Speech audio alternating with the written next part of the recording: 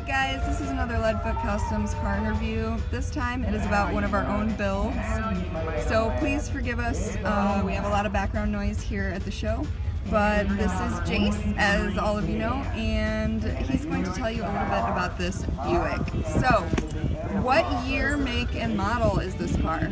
It is a 1950 Buick Special Sedanette, which makes it the Fastback, or they call the main jetback.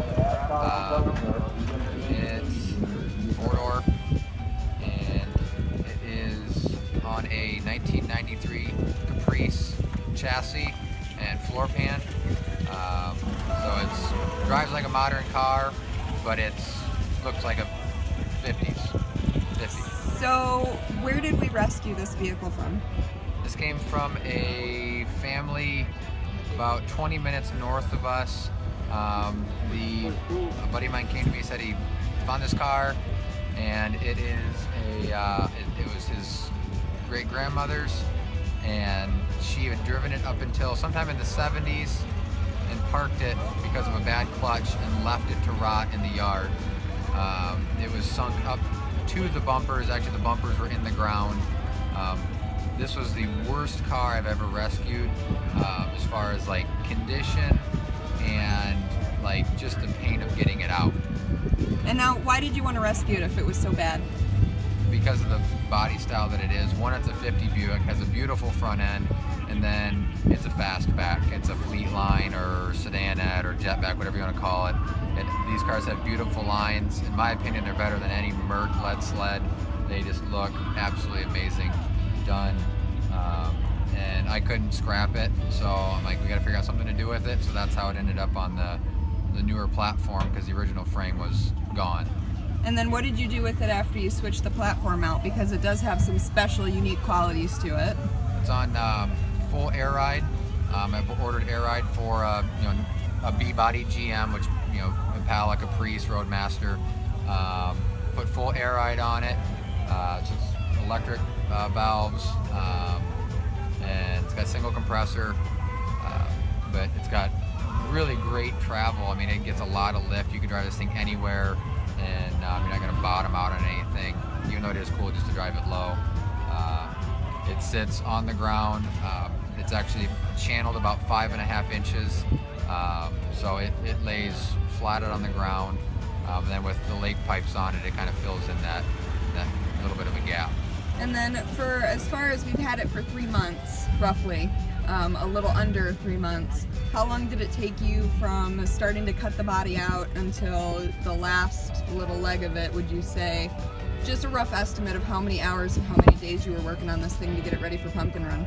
Probably about, I'm going to say it was about 6 or 7 weeks. It started off as a bet. A buddy of mine was building the truck alongside, and I had this car sitting there and I had the Caprice sitting there, and he said, I'll have my truck running in 2 weeks, and I said, I'll have my running and driving in a day shy of 2 weeks. And I had it running and driving in about 4 days shy of 2 weeks, swapping the body out onto the chassis. Now, it wasn't done. There's big gaps all the way around on the floor and stuff, but the body was sitting on the frame and it ran and drove. And then after that, I started in on finishing the sheet metal, but I probably got about 100 hours in it. And then, like I said, probably, major working on it about 2 to 3 weeks straight, but been really pushing on it for the last month and a half. All right, and you have decided that you want to sell this, and so kind of tell us a little bit about why you think that this car is special and would make some really fun, maybe family truckster or hot rod, and what you're hoping to get out of it. Well, the reason I make a good car, it's a good starting place for somebody. You can drive this car, you don't have to worry about it. It doesn't have beautiful paint on it, you're not going to hurt it. But the main thing is it's on a modern driveline, so you don't have antiquated brakes, you don't have no overdrive. This thing will run 80 mile an hour down the highway.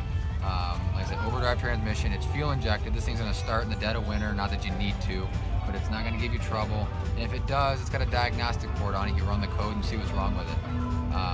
But you can get parts anywhere for it. And I'm entertaining offers, but I'm somewhere in the neighborhood of probably 9. After seeing what I'm seeing this weekend at the show, what kind of prices are on stuff, I think 9 is a fair starting point, but I am open to offers. I'm also looking for a 60 to 66 Chevy truck crew cab. I know they're very rare, but I'd like to find a crew cab to put on a newer truck chassis and do a diesel and have a nice tow rig. But kind of open to offers and just entertainment stuff. So awesome. Hit us up if you're interested. Make sure that you follow Jace_54 on Instagram. Follow LeadFootCustomsOhio on Instagram. Follow us on Facebook.